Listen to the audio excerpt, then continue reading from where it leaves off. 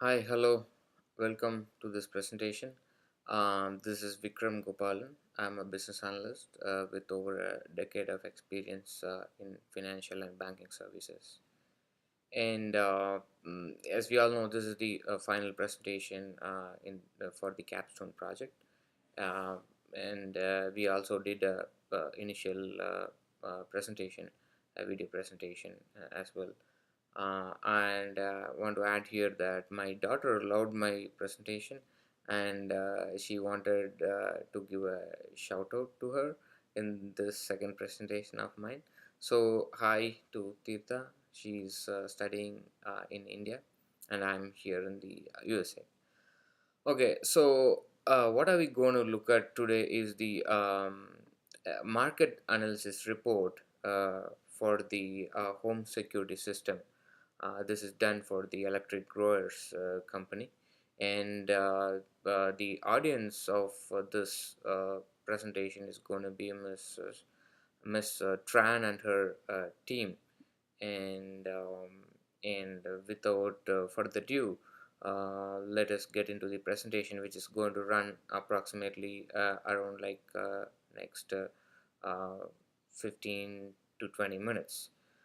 So, and the agenda for this presentation is that we are going to discuss about some story behind the home security system today in the USA, some stats and facts which would give you the background, and we are going to look at the key attributes of customer profiles and the analysis report prepared on the customer profile, and the week 2 analysis results which I presented already. I've submitted already, part of this project, which will give an overview on the top segments and their description. And further, we'll also look at the analysis report on the demographics. And week 3 of the final week 3 of the analysis, which is the key market by score, which would give an overall perspective of the customer profile and demographics put together. That report, final report which I presented, we'll be going through that in one of the slides. And finally, the final proposal, for the electric grower marketing security device company, for their which could be useful for their marketing purpose. And then if there are any questions, I would love to take it in the comments. Getting on to the story behind what we are going to discuss is some stats will give us a background. So today, in the USA, more than 2 million home burglaries are reported each year.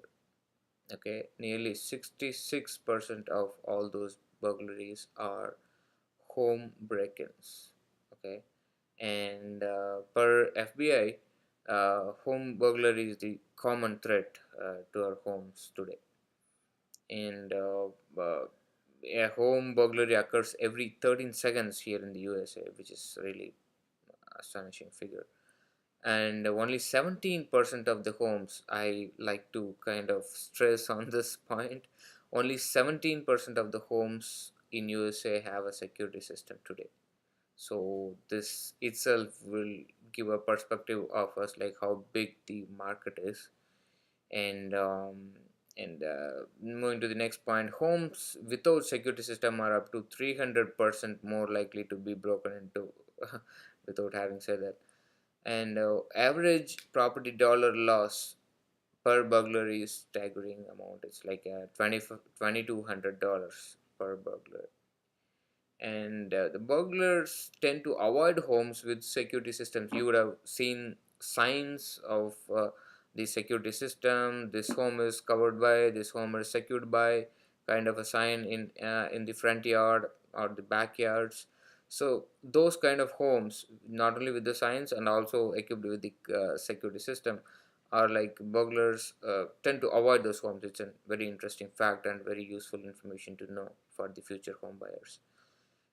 Renters are just as likely to be the victims of the property like the homeowners. It's not only the homeowners who are affected by this, but also the renters. If it's a misconception if only the owners of a home need to have a security system. No, it's all of us who are even renting a home, they need to have a security system.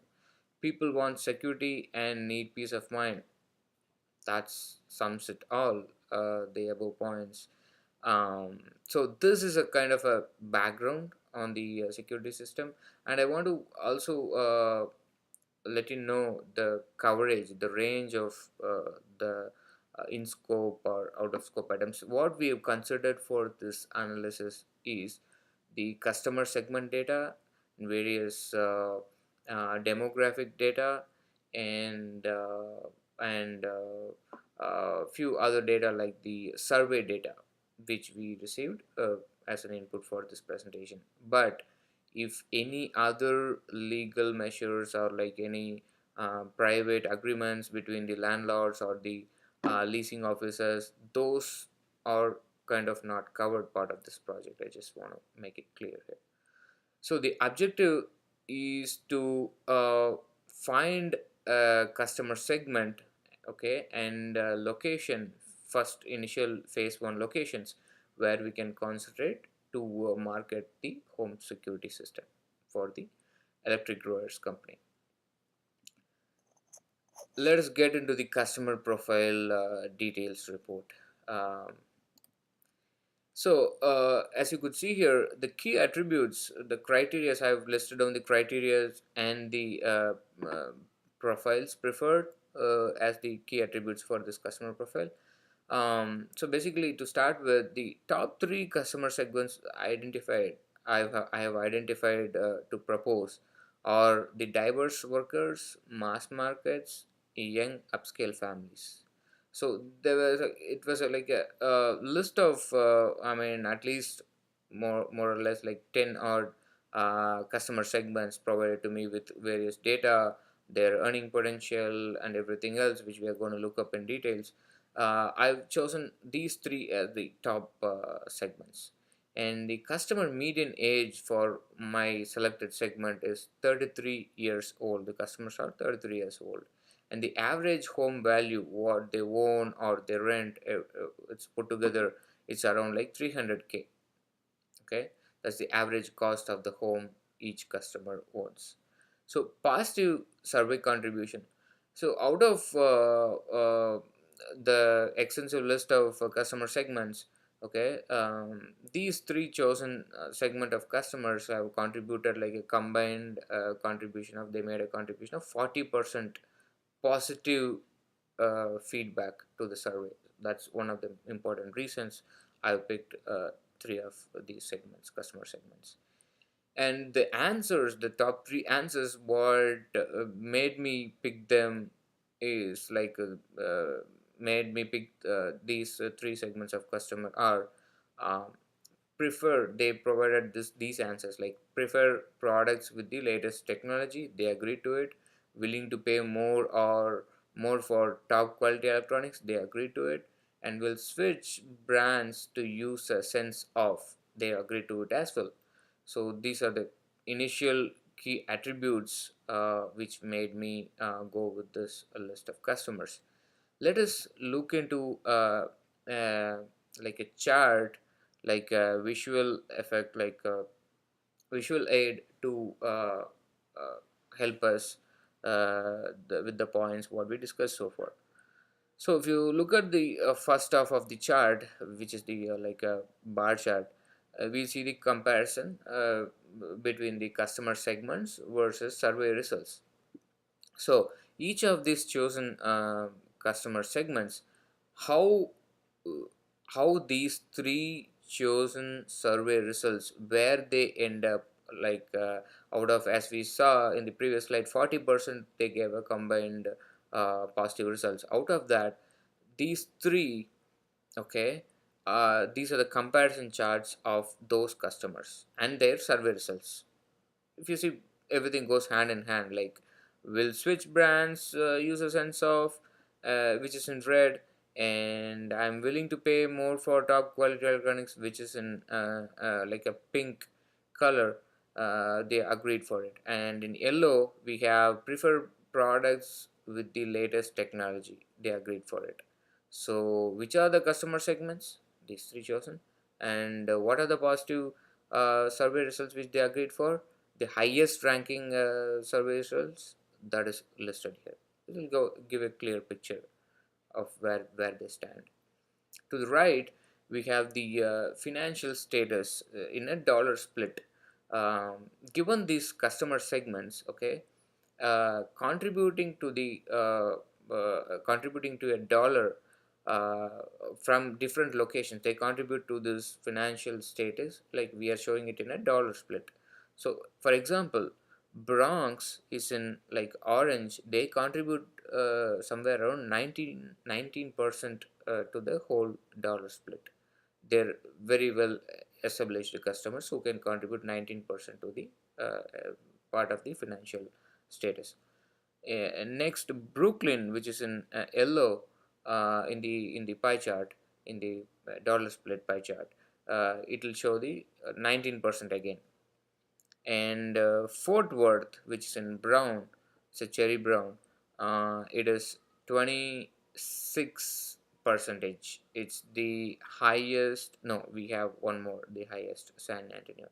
So next one is Los Angeles, which contributes 9% to the dollar financial dollar split, whereas San Antonio is the top of them, which is in red, cherry red, which contributes somewhere around 27 percentage, highest of these locations where these customers put together living in.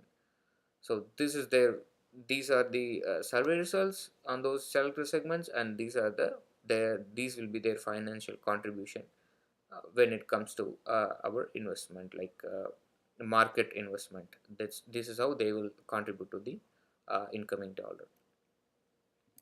Moving on, this is the work I did to pick the top three segments of customers and the top three survey results.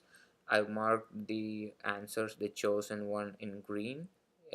This is straight from the Excel after the analysis, which I submitted in my previous week's work. And in the right, again, like I mentioned, what are those three segments, and there, who are they, like what they chose, what are their answers. That's what provided in this chart. It's in detail. Like we already saw the visual aids for those, and this is the work I presented. Just want to call it out here. Moving on, next we are getting into the demographics analysis report, where we'll be looking into like which all demographics are like contributing to this market analysis.